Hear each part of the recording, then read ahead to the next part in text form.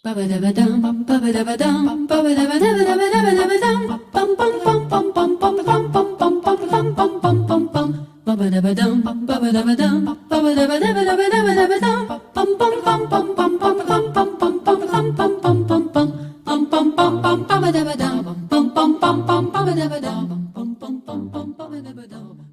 very pleasant good morning, good afternoon, good evening. Magandang umaga po, magandang tanghali, magandang hapon, magandang gabi. This is Rita Gadi and this is your hour. Ang pamagat ng ating palatuntunan sa hapon na ito ay hubris. It's a Greek word actually, hubris. Ang ibig sabihin nito ay pag nakatungtong ang isang tao sa isang plataporma ng kapangyarihan o ang isang pamahalaan na nakatayo sa isang plataporma ng kapangyarihan, once they achieve a certain degree of power, they behave as though they were gods. So this word best describes the treatment that the Marcoses have been subjected to from the time that they left Malacanang. Ang ating presidente ngayon ay isa sa pamilya ng mga Marcos na lumikas sa Malacanang 36 years ago, gawa ng isang pamahalaan na tinatawag natin na hubristic. Sila ang nagsabi na ang mga Marcos ay nagnakaw ng pera ng taong bayan sa kanilang unang-una pang batas. I've mentioned this so many times. Executive Order number 1 of Mrs. Corazon Aquino, Executive Order number 2, number 12, number 12A, lahat ng yan ay nagsasabing nagtayo sila ng isang opisina. Ang pangalan nito ay Philippine Commission on Good Government, PCGG, Presidential Commission on Good Government. Ang kanilang responsibilidad ayon sa batas na yon ay kaagad sinabi nila na kukunin lahat ng kayamanan ng mga Marcos sapagkat ito ay nakaw sa taong bayan. I think I should read that specifically para talagang madinig ninyo kung paano ito sinulat sa batas na yan. Na talagang matindi ang pagka-sulat ng hubristic, so to speak, sapagkat sila na rin ang naging judge, prosecutor, sila na rin ang nagparatang na ganon ang kailangan gawin sa mga Marcos. So, ito, hahanapin ko yung ano na yan, yung presidential decree na yan. Hindi pala presidential decree. Yung kanyang unang executive order. Meron tayong libro kasi na kung saan nakasulat itong lahat. Kasama ako sa pagsulat nitong librong ito at isa sa mga annex na sinama natin dito, ang unang-unang annex as a matter of fact, ay yung tinatawag na nating Executive Order number 1. So babasahin ko yan para makita ninyo, matalagang madinig ninyo. Executive Order number 1, Malacanang. Whereas the vast resources of government have been amassed by former President E. Marcos, his immediate family, relatives, and close associates, both here and abroad. Whereas there is an urgent need to recover all ill-gotten wealth. Yon. So hereby the creation of the Commission on Good Government, na ang unang-unang chairman dyan ay si Jovita Salonga. Mga kasamahan niya dyan si Ramon Diaz, Mr. Pedro Yap, Mr. Raul Daza, at si Miss Mary Concepcion Bautista. Yan ang mga commissioners dyan. At ang sinasabi nga dito sa executive order na ito, the recovery of all ill-gotten wealth accumulated by President Ferdinand E. Marcos. So doon pa lang ay sinasabi na nila, yung sabi ko nga, the hubristic tenor of that executive order sapagkat they presumed Marcos to be guilty already. And they have the right now to forfeit all of that, all of the amassed ill-gotten wealth according to that law. Together with, hindi lang basta yung properties or monies or whatever it is, pero including the rights, including the human rights of the Marcoses, talagang pati yun sinakop na nila. Kaya sila, we can call them as hubristic sapagkat as defined by their law, they are in essence prosecutor, jury, judge, executioner, and God. Yan ang kanilang ano. Yan ang masasabi natin. Kaya yan ang pamagat ng ating palatuntunan sa araw na ito, hubris. Why am I mentioning this now? In the past episodes that you have been listening to me, I have been discussing so many of the different accusations that they have thrown against the Marcoses. 36 years, walang tigil yan. Simulan nitong binasa ko sa inyong executive order na ito. Sapagkat yun ang kanilang sinasabi na patuloy-tuloy hanggang sa bawat isa sa mga pamilya ng mga Marcoses ay pumasok na rin sa politiko. Yan din ang kanilang parating inuulit-ulit.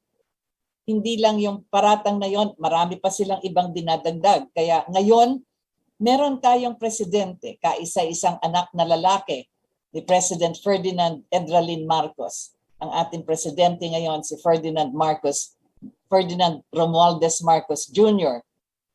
Kaya ito makikita natin kung paano nila sa loob ng nakaraang 36 years talagang panay na panay ang kanilang pagbatikos sa pamilya na ito. Ngunit dito sa katatapos lang na eleksyon, national elections, we have seen that in spite of the fact that they have thrown all of these accusations against the Marcoses, including the son who is now our president, we have seen that the people the people did not believe, they did not use these accusations against the Marcoses. Instead, they believed that what happened 36 years past was something that they wanted to continue with now with the son, Ferdinand Romualdez Marcos Jr. Nais ko lang dagdagan yung ibig sabihin nitong hubris na ito para maintindihan ninyong mabuti kung ano itong nangyari nitong nakaraang eleksyon, sapagkat isang himala talagang iisipin natin sa lahat ng kanilang paratang na ginawa over the past 36 years, lalong-lalo na yung 6 na taon ni Mrs. Aquino, yung panahon ni Fidel Ramos, at lahat ng mga kanilang mga galamay na pagpatuloy pa rin ang pagkahabol ng mga iba't ibang mga ari-arian ng mga Marcos at sari-sari ding mga kaso ang kanilang ginawa laban sa mga Marcos. Nung panahon na yon, nung panahon ni President, pagkatapos ni Mrs. Aquino, napag-usapan na rin natin yan sa ibang episodes ko, but during the time of President Fidel V. Ramos, the Secretary of Agriculture then was Congressman Salvador Escudero. Eventually, naging Secretary of Agriculture siya ni President Fidel V. Ramos. Nagsalita siya when he was a congressman. He delivered a privileged speech. This was dated September 11, 1990. That means that was the birthday of President Marcos. And he was still a congressman at the time, si Salvador Escudero. Ito yung ama ni Cheese Escudero sa kasalukuyan. So this was delivered September 11, 1990. Excerpts lang itong kinuha ko para lang makita ninyo. Kasi dito niya babanggitin kung ano ang ginawa sa mga Marcoses. So this is a direct quote, and I'm reading this from our book, from the records. They accused Marcos of the most despicable crimes, but did not have the courage to file criminal complaints against him in the courts of this country because they would have vested him with a constitutional right to confront his accusers. They instead mobilized the combined strengths and resources of two governments to indict him and his wife in the United States. Yan two governments na yan ay Philippine government and the United States of America government. I continue the quote. There is a systematic effort being pursued to obliterate the contributions of Ferdinand Marcos to the development of this country. His name is being expunged from official textbooks. Memorial markers bearing his name in public buildings have been torn down. I will cite only two examples. The Cultural Center of the Philippines and the Heart Center. The names of their founders, Ferdinand and Imelda Marcos, had been stricken from the markers and from the official rolls of these institutions. Can we make the Filipinos believe that Ferdinand and Imelda had nothing to do with the construction of these landmarks? Can we persuade the Filipinos to believe that Marcos did not build vast networks of concrete highways and the farm-to-market roads that crisscross the length and breadth of Luzon, Visayas, and Mindanao? Can we convince them that Marcos was not directly responsible for the electrification of the vast archipelago, or that he had nothing to do with the development of alternative energy resources through hydroelectric, geothermal, coal and dendro, and biogas power? Can we really deny Marcos the authorship of the initiative that made the barangay the cornerstone of local government? I believe it is an error to assume that our modern history began only with the accession of a new set of leaders and officials towards the end of February 1986, and to shut our eyes to the reality that the seeds of our development was laid down long before the arrival of President Corazon Aquino. I do not have the slightest doubt that history will vindicate the memory of Ferdinand Marcos. The mists of current prejudice are even now already beginning to lift. And when the balance accounts is finally drawn before the bar of history, it will be clear that in spite of the faults attributed to the man, and he had his share of imperfections, Marcos will come out as one of the greatest leaders ever had in our country. So yun po ang excerpts of the privileged speech of then Congressman Salvador Escudero in Congress. Eventually, he was made Secretary of Agriculture ni President Ramos. Kaya doon makikita natin sa pagsalita niya na marami na palang ginawa yung pamahalaan ni Mrs. Aquino tungkol sa to obliterate nga, sabi, to remove the name of Marcos in all of these structures. Biruin niyo yan, hanggang ngayon ginagamit pa natin itong mga ospital na ito. Yung PICC na lang na hanggang sa kasalukuyan ay talagang gamit na gamit. Hindi lamang sa mga graduation yan, ngunit sa mga iba't ibang mga international conferences. Sapagkat yan ay tinayo na nagkaroon tayo for the first and only time, the International Monetary Fund and the World Bank dito sa Maynila. At doon nakita natin na mga finance ministers at mga economic leaders of the world together with all the World Banks, all the members of the World Bank rather, were all in attendance. That was why it was built precisely to accommodate 154 countries at the time together with their staff. Kaya isa yan sa pinakamalaki, pinakamalawak na gusali na tinayo noon. Yun nga ang sinasabi ni Congressman Escudero doon sa kanyang privileged speech. Tinanggal ang pangalan ni Marcos na siya ang nagtayo ng building na yan. Anyway, so that is what we are relating to when we say it is hubristic. Hubris, na talagang ang kanilang kilos at ang kanilang mga isinagawa ay sila na rin ang nagdikta kung anong kailangan gawin sa panahon na yon. Kaya pag titingnan natin, halimbawa, lahat ng mga nakaraan prior to 1986, bumabalik yan sa kasalukuyan sapagkat ngayon, meron tayong isang Marcos din dyan sa Malacanang na presidente natin sa kasalukuyan. At alam din natin ang ginawa ng mga Amerikano noong panahon na yon, na sila na rin ang nagmaniobra kung paano aalisin si President Marcos kahit na nanalo siya noong eleksyon na yon. Uulitin ko yung elections, yung results ng national elections ng February 1986. Ito yung resulta sa ating official record ng Commission on Elections. Si Marcos obtained 10,807,197 votes. Si Corazon Aquino, 9,291,716.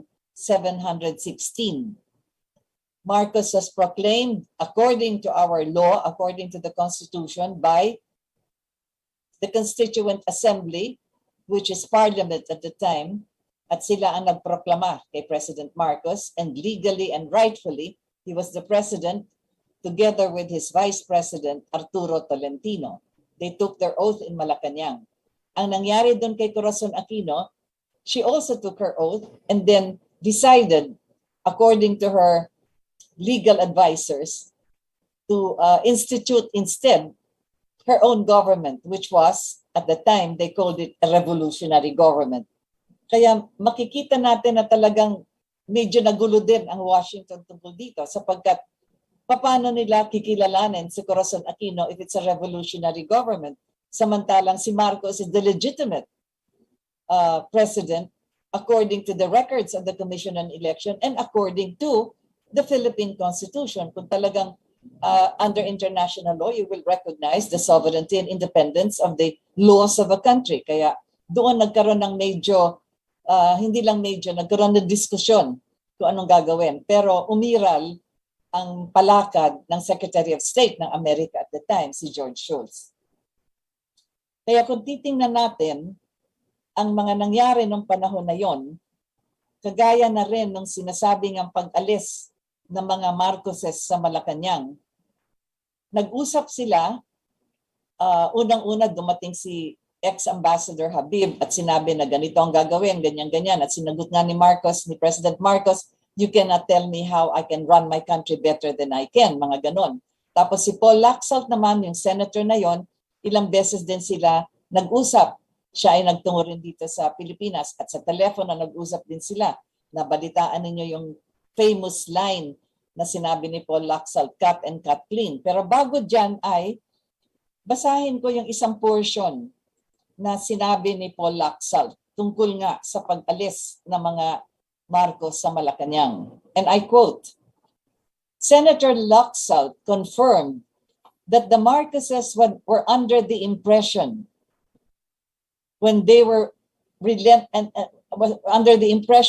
relented to leave Malacanang. Sapagkat yun na nga, nagkakagulo doon kung paano anong gagawin sa mga Marcoses nung panahon, nung oras na yon. So ito yung sinabi ni Laxalt. Babasahin ko sapagkat ito ay sinulat niya. And this is already published. An afternoon or title nun with President Marcos or Conversations with President Ferdinand Edralin Marcos by Paul Laxalt. So sinulat niya ito, yung kanyang experience sa kanyang pagbalik-balik dito sa Pilipinas at yung kanilang conversations with President Marcos. So here, I'd like to read this portion dun sa kanyang article, yung kanyang sinulat, Conversations with President Marcos. So, it is important to understand too that Marcos did not believe that he was going to leave the country when he agreed to leave the presidential palace. He thought he was going home to northern Luzon. Otherwise, he told me, I would have never taken all that currency out of there sapagkat meron pa silang natira ng election funds. And that was in violation of our laws. I mean, to take it out of the country, yun ang ibig sabihin doon. I thought I was going home. Ang ibig sabihin niyan ay, ang isip niya ay, nasa papunta siya, home means, sa Ilocos siya pupunta. Apparently, negotiations to permit the Marcoses to go home to Ilocos Norte were still underway when their entourage was flown by helicopter into Clark Airfield from the presidential palace. But I understand Mrs. Aquino and more particularly General Ramos, feared he would be a very bad force if he stayed in the Philippines. And so that is why the Marcoses were taken to Guam. So yun, nakita ninyo, the circumstances under which the Marcoses reached American soil, this has profound legal implications. Importante pong malaman natin ito. Because they would be the basis for determining the status of the Marcoses in the United States of America. Are they there as distinguished guests? Are they diplomatic visitors? Are they exiles? Are they resident aliens? Yun ang masakit dyan sapagkat yung mga sulat ni President Reagan at ni George Shultz, you are an invited guest. Ngunit, ang kanilang binigay sa kanila, parole visa. In other words, they can only stay according to the immigration laws of America. Kaya, yan na nga, ang sinasabi that to cover their guilt, the Americans would resort to various kinds of, of artifices to making it appear that the Marcoses were flown to the U.S. upon the valid request of the Philippine government. So kailangan meron silang basis kung bakit itatransport nila sila Marcos from Malacanang to America. So kailangan meron silang valid reason. Kasi talagang kung wala silang valid reason, kinidnap nila ang ibig sabihin. Kaya nga si President Marcos, yun nga ang sinulat niya sa kanyang affidavit. We were kidnapped. Sapagkat ang buong ang buong alam niya. At ang kanilang pinag-usapan ni Senator Laxalt ay siya ay patungo, dadalhin siya sa Ilocos. So tutuloy ko itong sinulat namin, sinulat dito sa libro.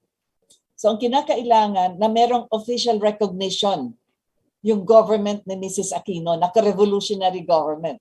So is America recognizing her as the president and her revolutionary government sapagkat siya at si Fidel Ramos ang nagsabi na hindi pwede nadalahin sa Ilocos. So therefore, a request from the regime of Corazon Aquino for the United States to delete the Marcoses from the Philippine landscape could not be entertained ahead of the recognition that they would make on Corazon Aquino's government. Because not even a request by the regime could legitimize the patently illegal act of taking the Marcoses against their will out of their country. Tandaan niyo yan, ha? Even a request by Mrs. Aquino to legitimize the patently illegal act of taking the Marcoses against their will out of their country. That request would be invalid, and there being no Philippine law providing exile as a penalty for any offense, and the Marcoses at the time were not even subjected yet to any due process to determine their guilt or to determine that they made any offense. Wala pa. Walang kaso pang final. So wala tayong batas na nagsasabi pwede silang i-exile. In fact, the revised penal code of the Philippines prohibits the expulsion of any person from the country without it being authorized by law, which ordinarily requires an act of the legislature. Kailangan merong congressional act yung exile na yan. Yeah. So without waiting, anyway, so tutuloy ko yung pagbasa nito sapagkat interesante itong malaman natin ngayon kasi idudugsong ko yan sa mga hinaharap na mga pangyayari. So without waiting for President Reagan's instructions, Secretary Shultz immediately drafted a statement recognizing the Aquino government. Kasi hindi pwedeng maggagalaw lang ang Amerika by itself. Talagang kidnapping yon. So gumawa siya ng statement si Secretary Shultz recognizing the Aquino government. He took the draft to President Reagan at 9 o'clock in the morning, which is 10 o'clock in the evening ng Manila time. President Reagan had reservations about the wording of the draft, and the Chief of Staff of President Reagan raised the objections, but Secretary Shultz did it his way. The State Department spokesman, si Bernie Cog, cautioned him. Sinabihan siya, Mr. Secretary, you are accelerating history. May pinaglararoan ang kasaysayan.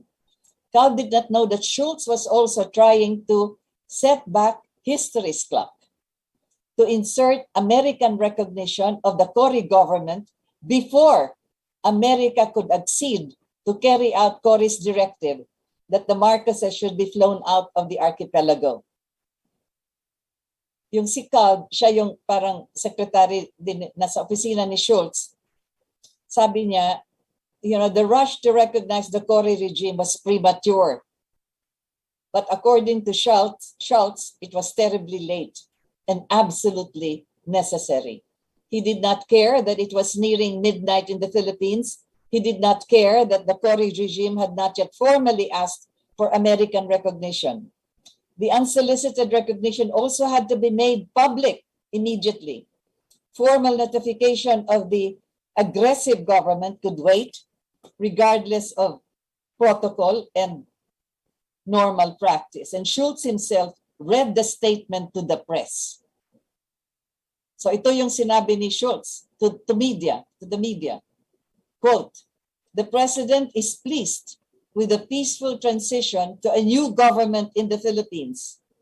The United States extends recognition to this new government headed by President Aquino." Tingnan ninyo, kahit na yung resulta sa COMELEC, sa ating official tally, sa proclamation, sa batasang pambansa, na si President Marcos ang nanalo ng eleksyon, I read to you the number of votes.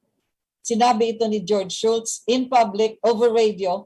Voice of America ang nagdala nitong announcement na ito, and it was broadcast before midnight. It was an imperfect legal basis. Pero yun na ang nangyari. So, ulitin ko yan sapagkat ito ay nakasulat dito sa sinasabi natin na mga libro at mga journals kung saan itong statement, and this is a direct statement from Secretary Schultz. So ayan, the White House thereby recognized as acceptable a revolutionary government, yung government ni Mrs. Aquino. But such recognition did not confer any legitimacy to the new regime.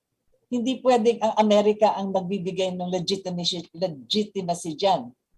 That recognition did not remedy the regime's lack of electoral mandate. Wala silang mandate.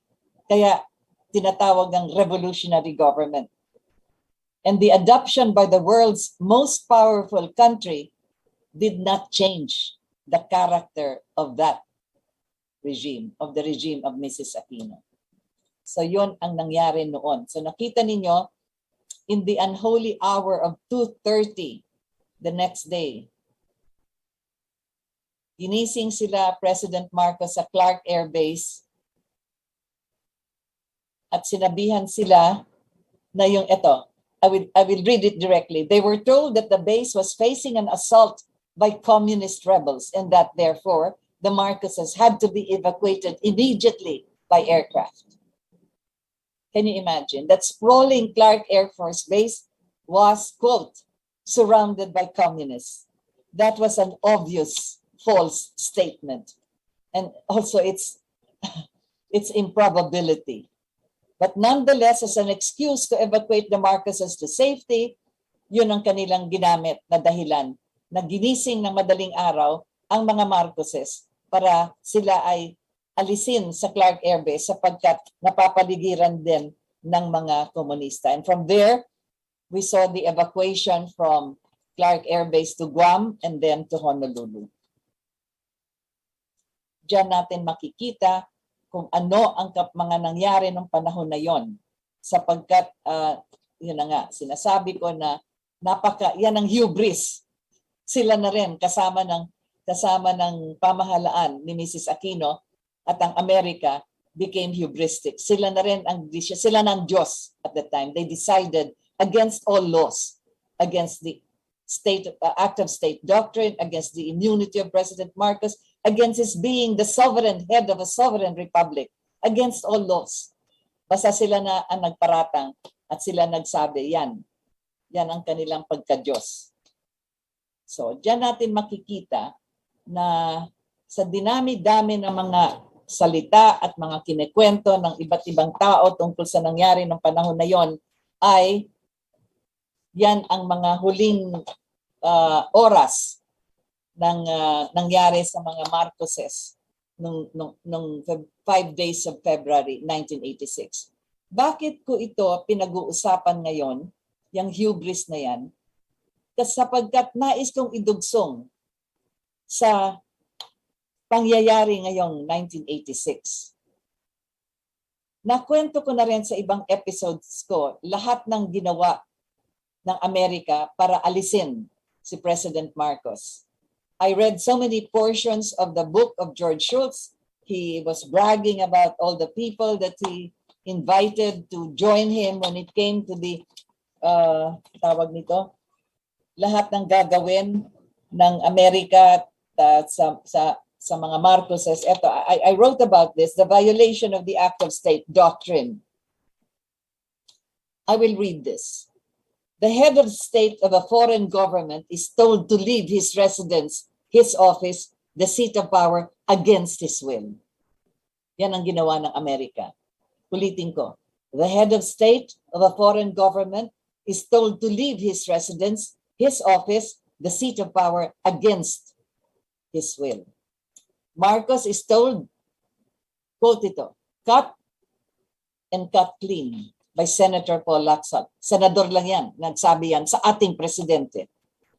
Marcos is transported out of the palace, brought to a U.S. military facility, which is Clark Air Base, and from there, transported out of his own country without his consent, based on the request of the political opposition to his presidency, based on the request of Mrs. Aquino, and also confirmed by former President Fidel Ramos.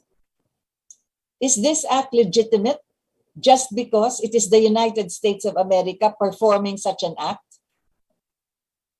According to then Secretary of State George Shultz, the following U.S. officials were involved in the meetings directed at, and I quote this from his book, Terminating the Marcos Rule, close quote. Babasahin ko yung mga pangalan nito, mga taong kasama ni George Shultz sa Washington at sa iba't ibang opisina sa Amerika na kasama niya para tanggalin, to end the Marcos Rule. Congressman Stephen Sollarz, Admiral Bill Crow, Michael Armacost, Paul Wolfowitz, Charlie Hill, Gaston Sigor, Nick Platt, John Whitehead, Mort Abramovitz, Peter Rodman, Rich Armitage, Cap Weinberger, John Poindexter, General P.S.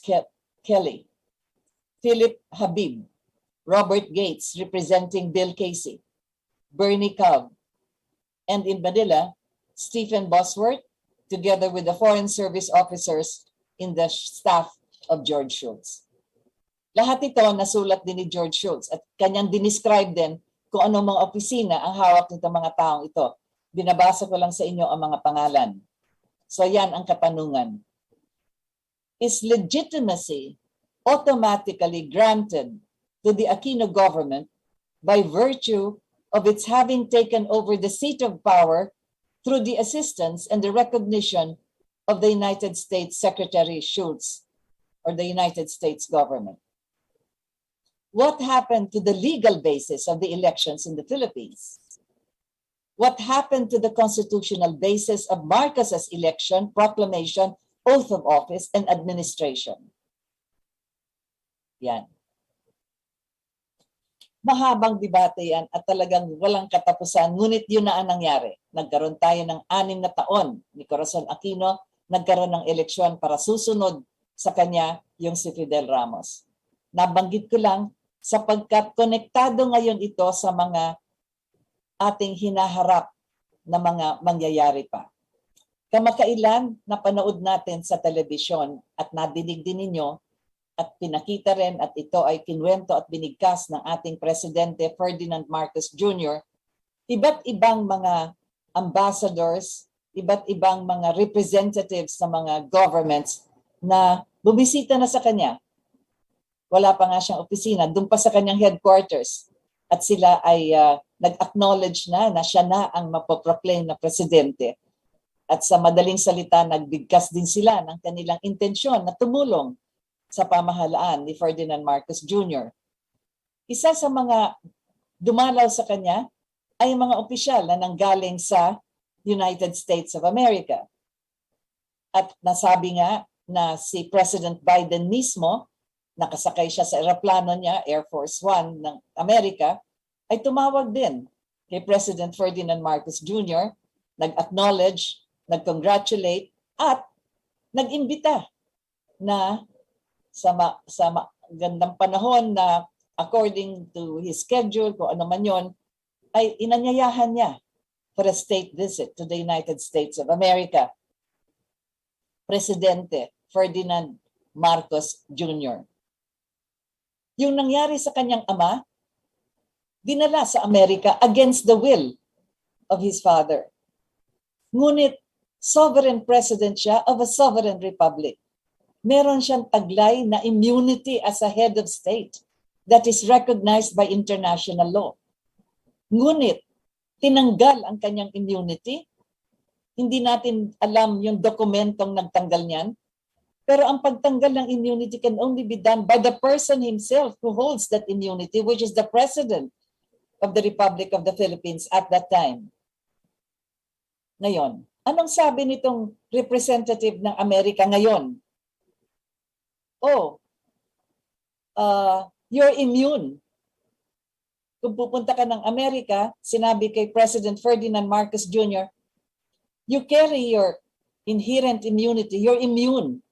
Bakit babanggitin yan? Sapagkat merong malaking kaso sa Amerika na judgment, conviction ng isang kaso sa Honolulu na sinentensyahan ni Judge Manuel Real tungkol sa nangyari sa isang agreement na pinasukan ng PCGG, ang chairman si Gunigundo at ang pamilya Marcos. Yung agreement na yon mahaba, pinirmahan ng PCGG, tungkol ito na maayos na kung ano man ang kinakailangan na sharing o kung pag meron pang mahanap na ibang ari-arian o mga assets o mga kung ano man ang makita sa bangko sapagkat nakaladlad na lahat yan eh. Lumabas na lahat. Yung sinasabi ko nga, I've discussed this so many times. It all came out in 350,000 documents, 95 witnesses, bank officials, treasurers, tellers, lahat na yan, auditors and so forth, finance, supposedly finance geniuses. Lumabas lahat yan sa trial sa New York at alam na lahat ng mga ari-arian ng mga Marcos. In fact, yung pera na yon na nalaman na nasa Switzerland, na turnover na sa Pilipinas at yun na nga ang ginamit, as I said, for the agrarian reform program according to the law. Ngunit, nagbabaka sakali pa rin ang PCGG. Gusto pa rin maghabol. Kaya naisip nila na kausapin ang pamilya Marcos na kung sakali na meron pang mga assets o properties o bank accounts o kung ano man yung deposits o ginto, kung ano yan, ay magkakaroon na lang ng sharing. Wala na yung mga sequester at kung ano pa yung mga kaso-kaso para nang magkaroon ng agreement. Para hindi na humaba pa, kagaya na nangyari ngayon. Sinasabi ko nga, 980 cases ang kanilang final kay Mrs. Marcos, 5 na lang ang patapos na, no evidence, no proof, kaya na-dismiss lahat. So ito, pinasukan ng PCGG, kasama ng pamilya Marcos, na magkakaroon ng maayos na resolution sa mga iba't ibang ari-arian na makikita pa in the future. So there was some kind of a memorandum of agreement or memorandum of understanding. That is between Filipino citizens, pamilya Marcos, and the Philippine government represented by the PCGG, that office created by Mrs. Aquino. So it is a Philippine agreement. Aba, ang sabi ng korte sa Amerika, hindi pwede kayo magkaroon ng agreement ganyan sapagkat kami ang meron jurisdiction dyan sa kung anong paghahatian na yan tungkol dito sa mga kailangan bigyan ng bayad yung mga kiniklaim na human rights violations. Tingnan ninyo kung paano nila inikot at pinagdugsong-dugsong. Kaya pinaratangan na they passed a judgment against, hindi ko alam yung Tagalog translation, they passed a judgment against Ferdinand and Imelda Marcos sapagkat sila ang executors dun sa last will and testament ni President Marcos. Ang ibig sabihin, sila ang merong authority according to President Marcos na mamamahala ng kung ano pang merong ari-arian na nasa Marcos estate. Kaya silang dalawa ang binigyan ng judgment na yan at yun ang tinatawag na contempt judgment. Binigyan niya ng fine. Hindi ko alam kung ilang libo bawat araw. Biruin ninyo, 1993 pa ito or 94? Sa araw-araw o sa buwan ba na merong fine, umabot na ngayon ito sa $319 million yata. Hindi ko lang alam yung exact figure. I'm sorry, but I will do research on that. But they were cited for contempt against the judgment of the court that any money should be going to yung mga human rights claimants. Di ba nasabi ko na rin na yung human rights case is not a human rights violation case. It is a claim for damages. It is a claim for money. Magpapabayad pero you don't have to prove na nasaktan ka, namatay ka, napilay ka, whatever it is. Wala yun. Hearsay lahat. In other words, nagkwento lang sila sa korte pero walang evidence, walang proof because of what they said in court na yung anak ko pinatay, yung kapatid ko na napilayan, ganyan-ganyan, kung ano yung mga kwento nila doon, yun na ang kanilang claim. Kaya yun ang sinabi ng judge, hindi pwedeng pumasok ng compromise agreement ang mga Marcoses sapagkat kailangan ko ano pang mahahanap na ari-arian nila ay ibabayad dyan sa human rights case na yan, claim for damages. Ngunit, hindi ba nila alam na yung ano na yan, yung agreement na yan is between Filipinos under Philippine laws. Anong pakialam ng foreign court tungkol dito? Ngunit yun na nga. Kaya meron charges, meron contempt charge si President Ferdinand Marcos Jr. kasama ng kanyang ina tungkol dito sa kaso na yan. Kaya nakita ninyo, siguro nadinig ninyo, bakit magsasalita yung representative ng American government at sasabihin kay President Ferdinand Marcos Jr., you're immune anyway, so you can come to the United States because you're being invited by our president. May immunity. Kaya yan ang dinudugsong ko. Sa nangyari sa kanyang ama at kung ano nangyari nung pumunta siya sa Amerika against his will. Ito naman siya, imbitado. Ngunit, merong kaso sa Amerika. At kahit nabigkasin ng kanilang representatives, you're immune, ito ang nangyari sa kanyang ama. The removal of immunity of a sovereign head of state. Tinanggalan ng immunity si President Marcos. Can the Philippine ambassador to the United States legitimately surrender the immunity of his head of state? And thus the acceptance of such a surrender by the United States government legitimize the act of surrendering the immunity of your head of state. Pwede ba yun? Sabi ko nga, under the law, ang pwedeng magtanggal ng immunity niya ay yung mismong taong binigyan ng immunity na yan according to our Constitution, recognized by international law. Ang nagtanggal ng immunity ni President Ferdinand Edralin Marcos ay yung Philippine ambassador. Kaya yan ang tinatanong natin. At nasaan? Where is that document stating the surrender of the immunity of President Marcos? Hinanap namin yan sa korte dun sa New York. Sapagkat ini-indict na siya, namatay na nga, kaya hindi na nasama sa New York. Si Mrs. Marcos, siya ang kasama doon sapagkat sindikato daw. Pero hinahanap din namin, saan yung immunity ni President Marcos na sinurrender ng ambassador ng Pilipinas sa Amerika? So, in the absence of such a document or such a surrender, on what basis did the U.S. Department of Justice acquire jurisdiction to indict President Marcos? Kaya nakita niya yung aking pagdugsong. Tama yung sinabi ng representante, na dinig natin yon, yung representante ng Amerika, na sabi na, you are immune. You have your immunity, sinabi kay President, our current President Ferdinand Marcos Jr. Ngunit meron siyang contempt charge. Kaya pag-aralan mabuti ng mga abogado at lahat ng yan, ang sitwasyon, just in case. Alam naman ninyo kung sino ang sinuporta ng Washington sa nakaraang eleksyon. Nakita niyo yung mga kamay ng kanilang Western media, ng kanilang mga bilyonaryo na nagsuporta doon sa supposedly the opposition against President Ferdinand Marcos Jr. Alam natin lahat yan. That is open. And it is even up to now being talked about na ang nagsusuporta doon sa dating Vice President ay ang kamay ng Amerika. So, ayan. Kahit na nabanggit na, you're immune, tingnan natin kung ano kung saan papunta ito.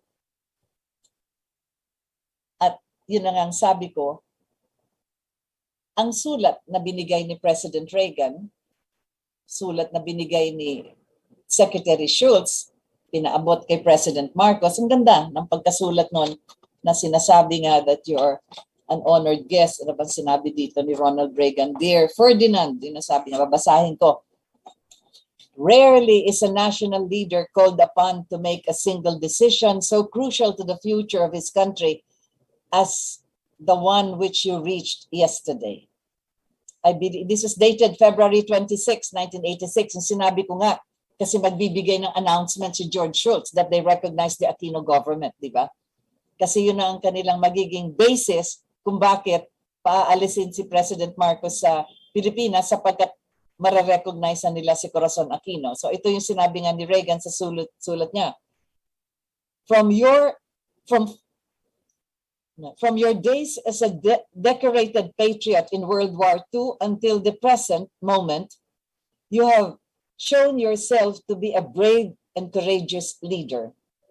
You have been a good friend of the United States and the free world through thick and thin, and we do not readily forget our friends. You have been a strong believer in the alliance between the United States and the Philippines.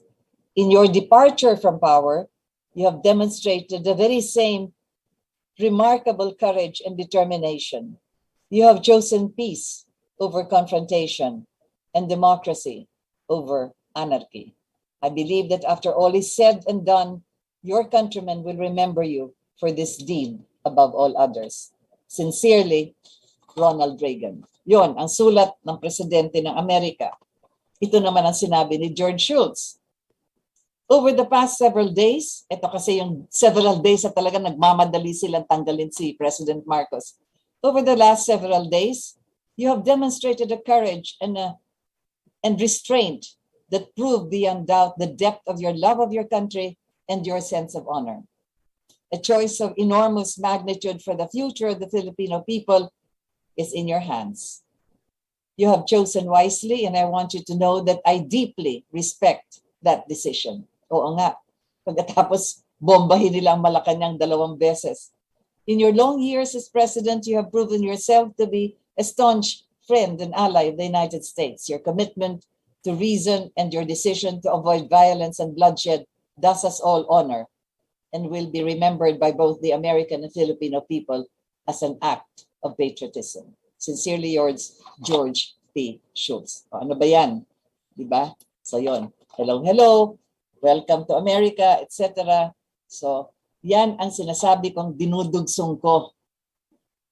Kung ano ang nangyari 36 years ago sa ama ng ating Presidente Marcos sa kasalukuyan, sapagkat tama nga na hindi siya aarestuhin, meron siyang immunity at lahat ng yan. Ngunit tandaan ninyo, sa haba ng 36 years, walang ginawa ang Amerika na ayusin ang kanilang pagkakamali na ginawa nila sa mga Marcoses. Unang-una, nagtanggal sila ng isang head of state by themselves sa kinagustuhan ng kanilang Secretary of State. Pagdating sa Honolulu, kinuha lahat ng kanilang ari-arian. Ano ba yan? Violation of immigration laws. Di ba? The official passports were all confiscated and it was never returned to them. Why? Why? Kaya ba pagpapasok ng Amerika, wala kayong kaso, wala kayong criminal offense, wala kayong ano, kukunin ang passport nyo. Bakit? Presidente ito. Kinonfiscate ang kanilang mga passports. Why?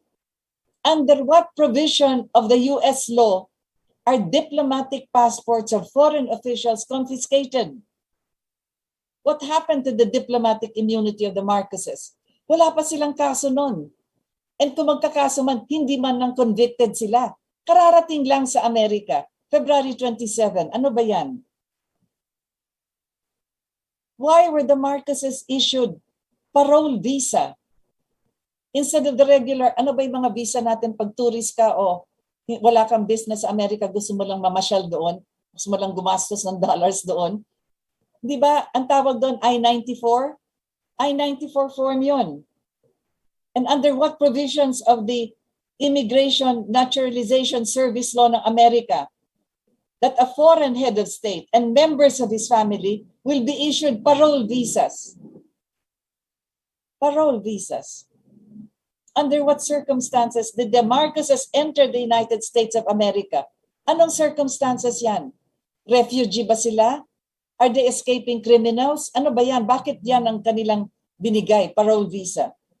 Under whose direct authority at the INS office in Honolulu, the port of entry of the Marcoses, where the Marcoses issued these parole visas and their passport confiscated? Saan? Saan sa batas nila meron nakasulat na pwede ka mag-confiscate?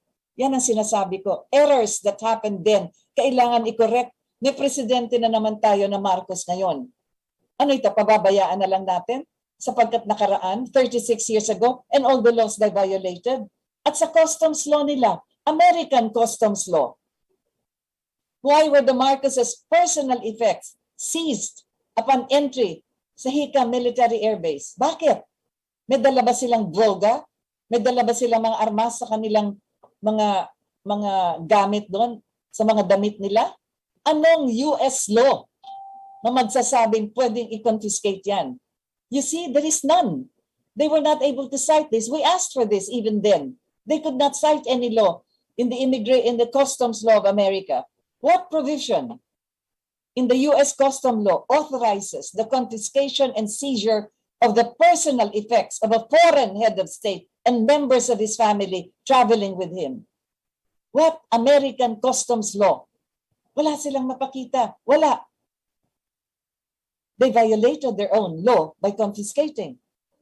President Marcos and his entourage, including his grandchildren of only 2 months old lang, yung anak ni Miss Amy, were all accused of smuggling valuables and other items into the United States. Ano yan? Valuables and other... Yung mga cargo na yan, tandaan ninyo, yung perang kinuha nila sa Malacanang ay kinarga sa ibang eroplano, hindi yan kasabay ng eroplanong dumating sa Hicam Air Base na kasama ng pamilya nila President Marcos. It was in another aircraft. So anong ibig sabihin yan? They were transported by American planes in a different aircraft. Several days pa after the Marcoses landed in Honolulu, hindi mo masasabing bit-bit nila yung mga ano na yan, pera na yan. So yan, yung 2-month-old na baby, paano niya malalaman kung ano yung nakakarga dun sa isang eroplano? Bakit pati siya sinama dun sa charges na yan na illegally bringing into America? Okay, so na-confiscate na yan. Saan ngayon yung mga cargo na yan? Nasaan? Nasaan yung mga kinonfiscate nila?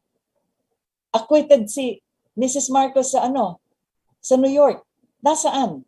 Hindi naman binalik sa kanya. Anyway, so yon. Personal effects, personal documents, lahat na yan, kinuha nila. And these documents, yung ibang dokumento dyan, yan, kinuha ng FBI, tinatakan nila, may nakalagay doon kung galing sa Hicam Air Base, nakatatak, nakita namin to, nabasa ko yan. Ginamit yan ng Justice Department sa criminal case sa mga Marcos, laban sa mga Marcoses sa New York. Biruin mo, dala mo yung personal documents mo, kinonfiscate against US law of confiscation, at pagkatapos ginamit yan laban sa'yo. Ay, naku po. So, again, that basic question, was the confiscation of those documents legal, even under US Customs law? Kasi wala pang kaso ang mga Marcoses nung dumating sila dyan. Wala pa silang conviction nung dumating sila dyan. So bakit magiging confiscated illegal documents yung mga yan? Hindi pa determined. You do not even have the determination of the color of those documents. Bakit ngayon? Natapos na. Sinabi ko nga, not guilty, unanimous decision. Bakit hindi binalik? Bakit hindi binalik? Binalik sa mga Marcoses. O binalik sa pamahalaan ng gobyerno, sa gobyerno natin. What legal authority does the United States government possess to be able to seize personal documents of a former head of state whom they call a distinguished foreign visitor and use these documents against the visitor in a criminal case filed by the US government itself and finding no crime by a unanimous verdict of an American jury, and they continue to keep those documents and use them as political, anong tawag nito? And turn them over to the political enemies para yun ang kanilang gagamitin laban sa mga Marcoses. Marami pang, naku, may isang libro akong pinagsama-sama ko lahat itong mga violations of American laws by the Americans themselves. Meron pang mga nakakatawang mga mga sulat, kagaya nung namatay na si President Marcos.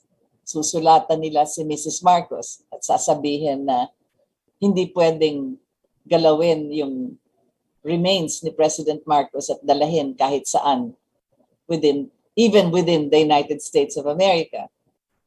Tapos meron din silang memorandum o merong utos, may order pala, it's not a memorandum. Meron silang order sa, ano ba yun? Sa kanilang Air Force, sa kanilang FAA, yung sa lahat ng eroplano at lahat Federal Aviation and and Transport Agency ng gobyerno ng Amerika, meron silang order sa lahat ng mga eroplano at sa lahat ng mga barko na hindi pwedeng isakay yung katawan ni President Marcos. An order to their own airplanes and seacraft and kahit na anong barko, foreign or domestic sa Amerika, kahit na anong eroplano, foreign or domestic, hindi pwedeng ikarga ang katawan ni President Marcos. Alam niyo nakasulat na dahilan? Because it would be a danger to the aircraft or the seacraft.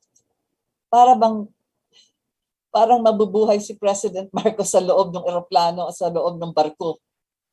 Because his remains are considered to be dangerous to the aircraft. Ay nako, hahanapin ko yung order na yon. Pero gano'n na nga ang ibig sabihin nun. Kung babasahin nyo, matatawa talaga kayo.